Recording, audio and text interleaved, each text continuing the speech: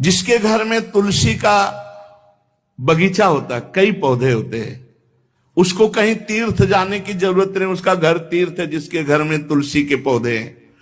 और यमराज कभी उस घर में किसी भी मरने वाले को लेने नहीं आएंगे जिसके घर में तुलसी। लगा लो भैया तुलसी लगा लो घर में, काहे को यमराज को आने दोगे, सबके घर में तुलसी। कितना सुंदर पहले था, घर में आंगन होते थे, आंगन में एक बहुत बड़ा, और फिर उसमें तुलसी जी, और फिर उसमें दो चार नर्मदेश्वर शालिग्राम ऐसे, और फिर घर का हर व्यक्ति जल चढ़ाना, प्रणाम करना, नमस्कार करना, चार पर।